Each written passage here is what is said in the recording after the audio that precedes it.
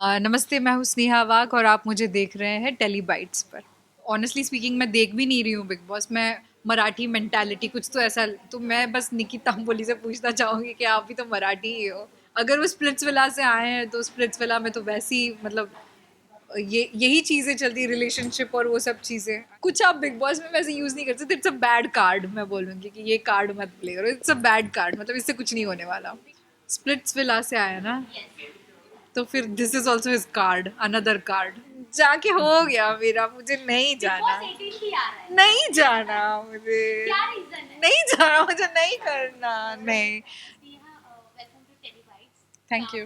समय बाद हम आपको मिल रहे हैं, वो भी आप हमेशा जब मिलती है कुछ ना कुछ सरप्राइज के साथ आती है। इस बार मैं क्या कहूँ मुझे कुछ समझ नहीं आ रहा है, डायरेक्टर कहूँ या प्रोड्यूसर कहूँ या एक्टर कहूँ। बाय द वे ये जो स्टेप आपने लिया है अपने लाइफ के लिए काफी खूबसूरत है। क्या कहना चाहेंगे, आपका नया गाना आने वाला है, इसका आइडिया और थॉट प्रोसेस क्या था overall? Thank you very much इतनी तारीफ करने के लिए मेरी, लेकिन कुछ मत कहिए मुझे, बस स्नेहा कहिए। जो काम आते होते जाएगा वो अपने आप बनते जाएगा। बट अभी फ़िलहाल तो मैं स्नेहा ही हूँ आपके सामने। जी, मैं एक्चुअली हुआ यूँ था कि मैं 4-5 महीने पहले होली होली पर मैं वृंदावन गई थी 3 दिन के लिए। फिर 3 दिन के बाद जब मैं वापस आई, तब उसके बाद मैं मुंबई रह ही नहीं पाई। मुझे इतनी मतलब वृंदावन से मतलब इतना प्यार हो गया था, इतना लगाव हो गया था कि मैं बॉम्बे रह ही नहीं पा रही थी। और फिर एक कुछ थोड़े टाइम के बाद मैंने डिसाइड किया कि अभी बस निकलना है, और मैं 3 दिन में निकल गई यहाँ से। मैं चली गई वृंदावन, मुझे पता नहीं मैं क्या करने वाली हूँ, कैसे करने वाली हूँ, लेकिन बस 2 दिन में मेरी लाइफ सेट हो गई वहाँ पे। और मैं जब वापस आई हूँ, मैं सीधा 3 महीने बाद आई हूँ। बिग बॉस आज सीजन 5 आ चुका है, मराठी सीजन 5 आ चुका है। इस बार का बिग बॉस में काफी बज़ बना हुआ है, काफी लोग देख रहे हैं, काफी ऐसे सेलिब्रिटी है जो हमने पहले के बिग बॉस में भी देखा था। और निकी तंबोली भी उसमें शामिल है। और उनका झगड़ा हम देख रहे हैं वर्षा मैम के साथ, काफी डिसरिस्पेक्टफुल कर रहे हैं और काफी झगड़ा हो रहा है। क्या लग रहा है आपको, क्यों ऐसा हो रहा है? मुझे ये नहीं पता मुझे क्यों ऐसा हो रहा है, क्योंकि मैं तो ऑनेस्टली स्पीकिंग मैं देख भी नहीं रही हूँ बिग बॉस। मैं लास्ट वीक ही मैं वृंदावन से वापस आई हूँ, तो मुझे नहीं पता क्यों ऐसा हो रहा है। सिर्फ एक चीज़ मैंने ऐसा सुना था कि उन्होंने ऐसा बोला कि मराठी मेंटालिटी कुछ तो ऐसा, तो मैं बस निकी तांबोली से पूछना चाहूँगी कि आप भी तो मराठी ही हो।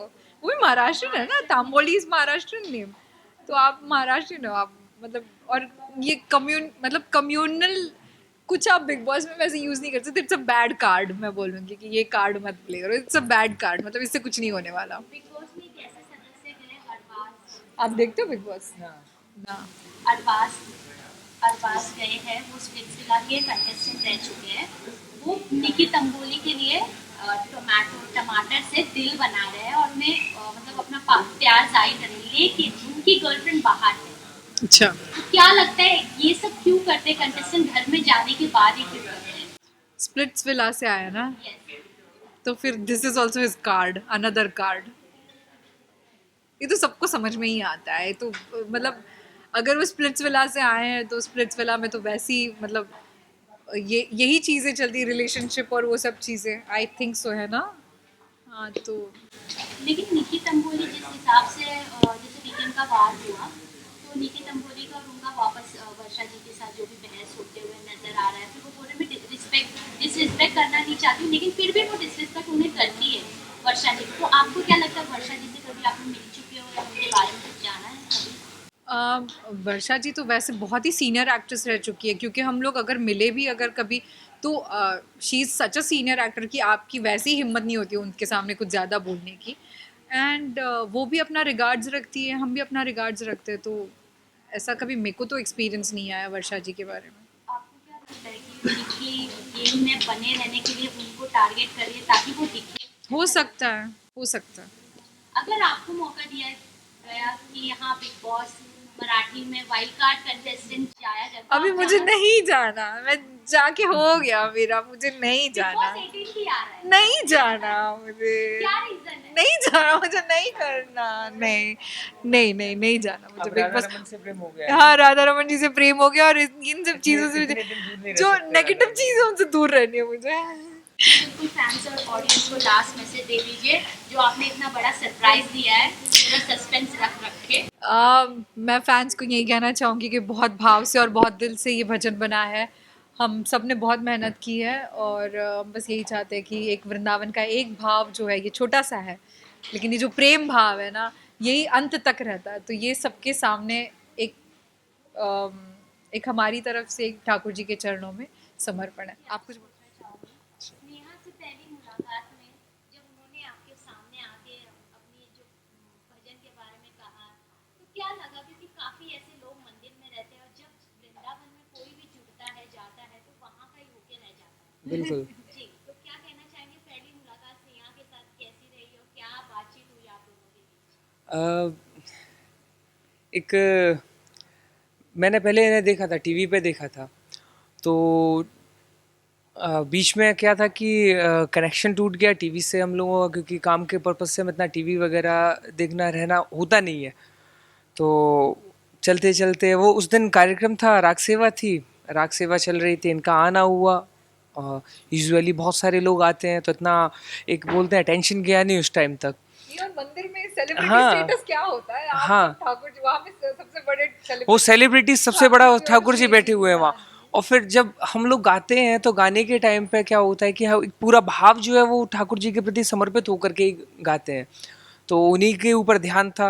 अभी ये आए तो कब आए मुझे मालूम नहीं चला, बैठे थे पर गाते गाते, और मैं सामने गा रहा था, बैक साइड में बैठे थे, तो गाते गाते किसी एक दो बार इनकी तरफ में मेरा फेस गया, मैंने देखा है उनको, तो मुझे लगा कुछ कि मैंने इनको कहीं देखा है। और ठीक है, कार्यक्रम हो गया। जब उन्होंने मुझसे रिक्वेस्ट की कि प्रभु जी आप ये दोबारा गाइए ना, तो मुझे लगा कि मैंने इनसे बोला भी, मैंने कहा यहाँ दोबारा वो तो होगा नहीं, सेवा का था। तो फिर सभी ने बोल दिया कि आप गाइए, फिर वहाँ से गोसाई जी की भी आज्ञा हो गई।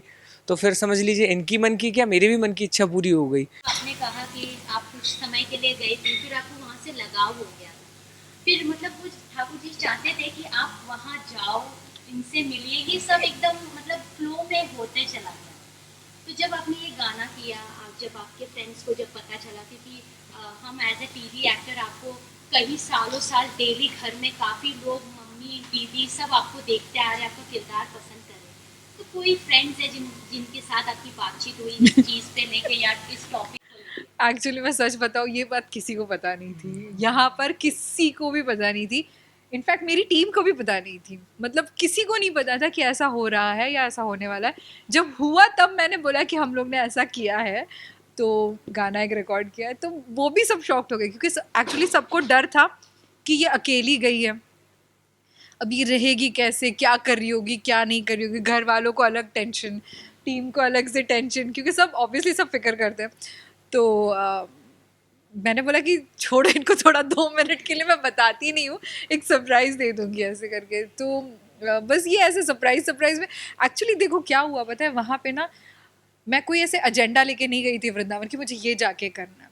ये चीज़ें हो गई वहाँ पे।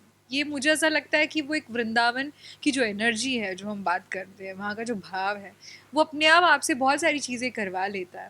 ठाकुर जी का प्रेम है, श्री जी का प्रेम है, वो आप अपने आप आपको समर्पित हो जाते हो आप वहाँ पे, और बस ये इंस्पिरेशंस आते गए और हम लोग काम करते गए उसके ऊपर। लेकिन आजकल का For top serials on sets to personal interviews and fun segments with actors, subscribe to Telebytes right away.